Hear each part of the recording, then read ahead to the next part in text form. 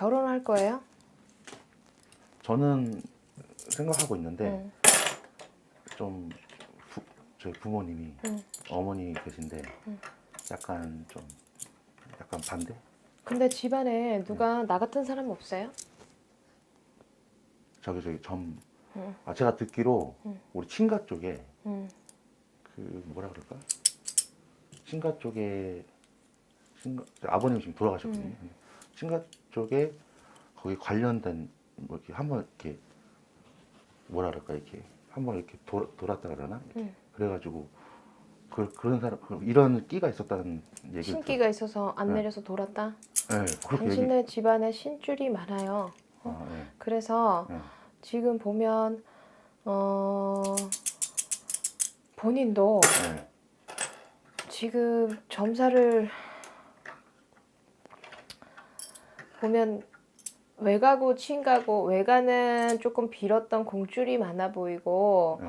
친가는 누군가 이런 거를 윗대에서 했는데 네. 아랫대에서 그거를 지키지 못해서 네. 신기가 있어서 놀았거나 뭐 신기가 있어서 성질이 폭군이거나 뭐 이런 사람들도 있어 보이고 그렇거든요. 그래서 신줄이 있는 집안이다 라고 보이고 본인은 사실은 부모 말을 잘 듣는 직성은 아니에요.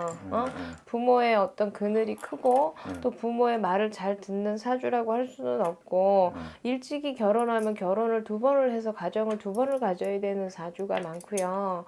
또 이분하고 궁합은 그냥 그럭저럭 괜찮은 편이에요. 이제는 본인이 직업이 뭐예요? 저 정육점에서 정육점? 네. 근데 직업이 몇 번 바꿨어요? 네.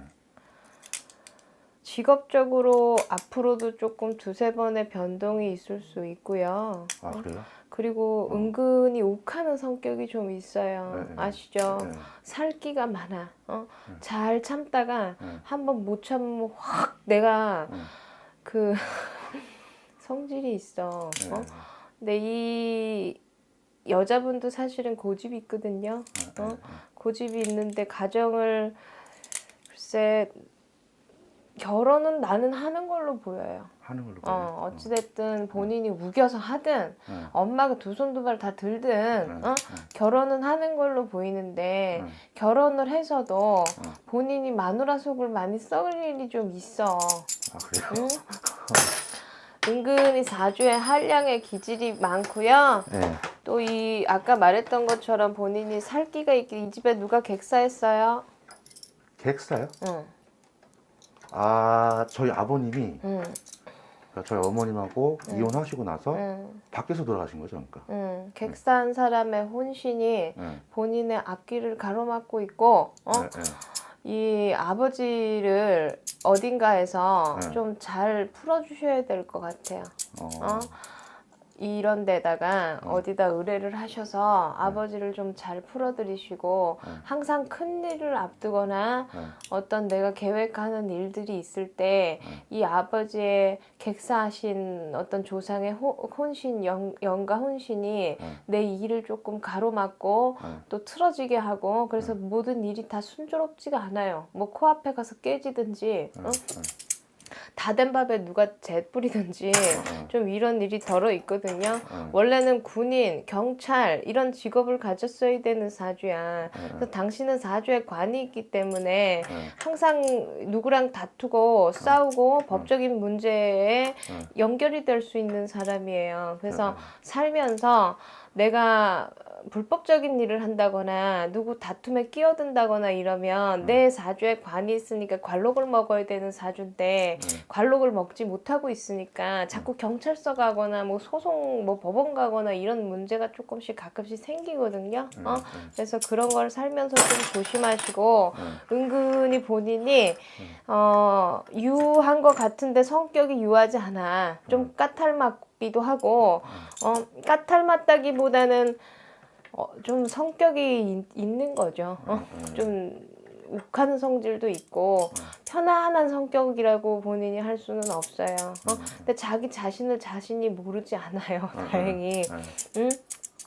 신기도 있고 그래서 살기가 있고 조상도 조금 험하고 그리고 젊어 죽은 여자도 보여.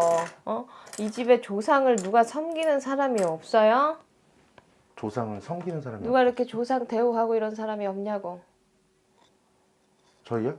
뭐 네. 제사 지나고 막 뭐 그러는 제사를 지낸다거나 제사 지내는 어디 제를 지낸다거나 또 이렇게 뭐 구슬에서 조상을 좀 푼다거나 이런 사람이 없어요? 그거는 제사는 지내고요. 음, 아버지 제사는 지내고 음. 그리고 할머니도 2명이고 할머니가 2명이라고요? 밑에 할머니가 2명이에요. 할아버지가 1명인데 친가 쪽인 것 같아요. 친가 쪽에 할머니가 2명이에요? 당대 할머니는 아닌 것 같고 응. 증조 정도 되는 것 같은데 할머니 2분이야. 오토바이 조심하시고 네. 개고기 먹으면 안 돼요. 계곡이요? 네. 개고기 먹으면 안 되고 네. 살면서 본인은 오토바이, 개고기 그 2가지 굉장히 조심하시고요. 아들을 낳으면 그 아들을 많이 빌어주면 그 아들을 많이 공을 들이면 본인한테 그 아들을 낳고 내가 점점 하는 일이 좋아진다. 그러니까 사실은 본인이 돈 많이 벌고 잘 되려면 가정을 이제는 좀 이루고 그전에는 과거에는 가정을 이뤘으면 본인이 가정이 파토 났거든요. 그런데 가정을 이루고 지금 자식을 낳으면 그 자식으로 인해서 내 살기가 걷어지고 또 신살이 걷어지고 나쁜 애군을 거두고 자식으로 인해서 내가 금전이 생긴다 라고 돼 있어요. 그래서 지금 결혼은 나는 올해는 그렇고 내년에는 결혼을 할 것 같은데요. 아, 이 친구랑? 네. 그러면은 저기 제가 다른 데서 한번 점을 봤었거든요. 근데 뭐 아들 난다고 그렇게 말씀하시는데 그런 게 보이신지 혹시? 아들도 있고 딸도 있어. 딸도 있어요? 2명이. 네. 왜요? 예? 그게 궁금했어요. 궁금했죠. 성질 죽여 근데 네. 많이 죽은 거죠? 그쵸. 예. 더 죽이셔야 돼요. 더 죽여야 돼요. 그 하나만 더 여쭤봐도 돼요? 네. 제가 지금 정육점에서 일하는데 사장은 아니고 직원으로 있어요. 네. 근데 그 사장님 밑에서 꽤 오래 일을 했는데 막연하게 그냥 제가 지금 있는 곳을 인수를 해서 이제 하고 싶은 생각이 있거든요. 그렇게 하게 되면 잘 될지 아니면 아직 안 되고요. 아직 안 돼요? 내년 하반기에서 45가지 그런 운이 있으니까 네. 그렇게 계획하시고 올해는 네. 그냥 구상만 하세요. 구상만 하고 내년 하반기부터 45까지. 성격이 급해요. 아시죠? 네. 네. 성격이 급해서 뭐 아니면 도고 하려면 하고 때려치려면 때려쳐야 되는 성격이야. 그런데 항상 급한 밥을 먹고 체하는 스타일이에요. 그래서 조금 그러니까 여유 있게 바라보시고 여유 있게 준비하시고 터도 조금 보시고 그렇게 하세요. 그리고 이 아버지가 밖에 나가서 어떻게 돌아가셨어요? 머리가 되게 아파. 머리요? 응. 뭐지? 따로 혼자 사셨대요. 혼자 사셨는데 집에서 저 가스 폭발 해가지고 화상 입으셔가지고 이 아버지 좀 꼭 풀어드리세요. 풀어드려요? 다른 데서 봤다며 그런 얘기 못 들었어? 네, 그런 얘기 못 들었어요. 그때는 저희 어머님하고 같이 갔었거든요. 둘이서 봤는데 이제 뭐 그런 얘기는 안 하셨어요. 아버님 말은 참 잘하는데. 네? 말은 참 천상유수고. 아 저요? 말은 잘하는데 이게 뭐가 실속이 별로 없어요. 실속이 없어요. 몰라요? 그럴까요? 그런가? 실속이 별로 없다. 그런 면도 있는 것 같아요. 아무튼 그래요. 아버지 어디 가서 잘 풀어드리시고. 제사를 계속해서 정성스럽게. 제사는 제사고 아버지를 천도하라는 얘기예요. 천도요? 그렇게 험하게 돌아가시면 한이 너무 깊어서 네. 돌아갈 때 너무 뭐 자다가 죽어도 사람이 한이 맺히는데 너무 험하게 돌아가시거나 또 집을 떠나서 객사를 하시거나 물론 죄가 많아서 그런 거지만 그래도 그런 조상이 계시면 본인한테 좋지 않아요. 그리고 사주에 본인은 인동살이 있기 때문에 조상의 기운을 그대로 내려받는 사주예요.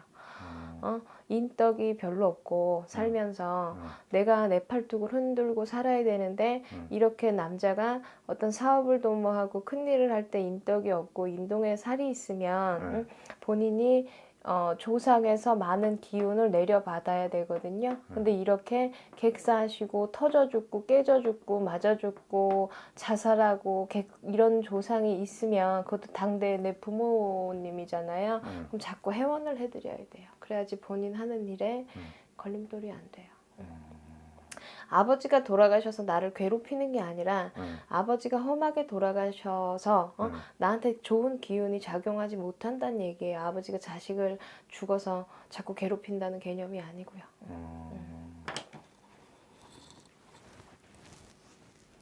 조상이 편안해야 후손이 편안하지.